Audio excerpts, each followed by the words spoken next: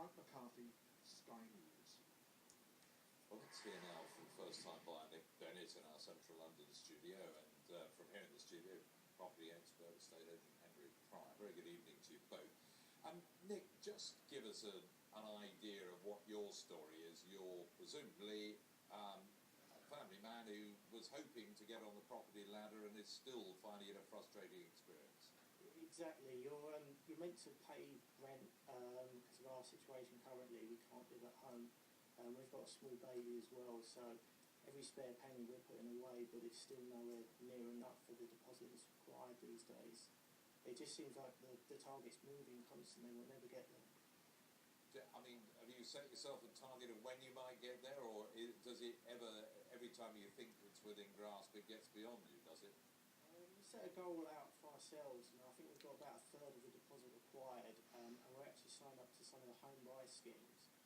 But unfortunately these schemes, there are only a few properties available and none kind of in our area. So it looks like it's back to the drawing board for us. But looking at it currently, it takes another 9 years just to get to our current target, which I assume will move by that time in 9 years' time. Is it that important to buy something? I think in this country there's a lot of pressure on people to own their own properties. I know sort of the rest of Europe it's okay to rent, but especially with having a small child as well, you want to sort of provide for him too. So to own your own property is probably a psychological thing, but it's really important for me. Let's bring in Henry Pryor. I mean, it is pretty grim news. Can you shed any light or any hope or any positivism on it all? Well, Nick's story is, I'm afraid, all too obvious and a tragic example. We've got a generation now who are coming into the housing market for whom, for many, there is some doubt as to whether they will ever own their own home, and that's part of the plight that this report out this morning is actually trying to highlight. What I think is perhaps important that everybody understands, and as Sarah Beanie was talking about in your package earlier, we've actually now perhaps turned a corner in what was very much a nation of homeowners. An Englishman's home is its castle, as we used to say, and now renting is actually cool. People are quite happy to consider renting as a viable alternative. I think what's interesting at the moment is that we're seeing that people can afford the rents, and in many cases the rents are equivalent to the kind of financial commitments they would be being expected to make if they could get a mortgage. But the problem for Nick and for so many others is that actually the qualification required to get a mortgage and the deposit that's needed is now so difficult and it's such a mountain to climb that that's why there is such despondency among our young couples today. And sure, the other thing is that actually, because of the pressure now on rental properties, the prices of those are going up, and for people who want to invest in that as a buy-to-letter, they're finding their premiums are being pushed up because banks don't want to give you cheap money to buy-to-let, do they?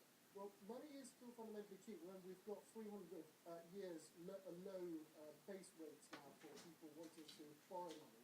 The problem is not necessarily the affordability, people's ability to be able to repay these loans. The problem is scraping together the necessary monies in order to be able to qualify. Just to give you as an example, in 2007, just at the peak of the last housing bubble, we saw that people's first-time buyers were having to scrape together about 35% of their annual income in order to put down a deposit to qualify for what in those days was a 95% on average, 95% loan-to-value mortgage.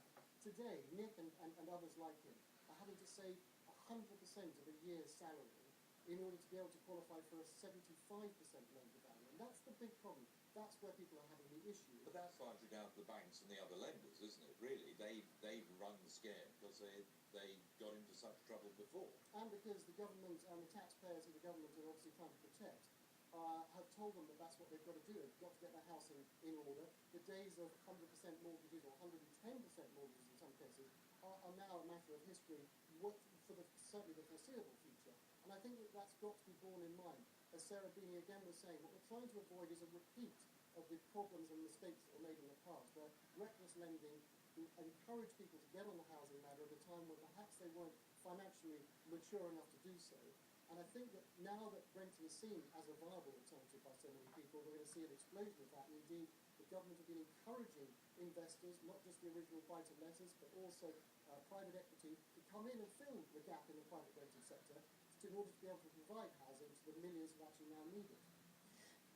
Nick Bennett, any comfort there as a man who's forced to rent, really, when you'd like to buy? Are you going to have to resign yourself to renting?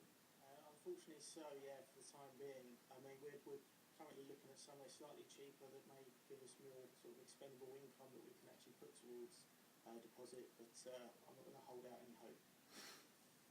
9 years to save up to buy for a deposit if you were going to buy. Well, Nick Bennett, thank you very much for telling us your story.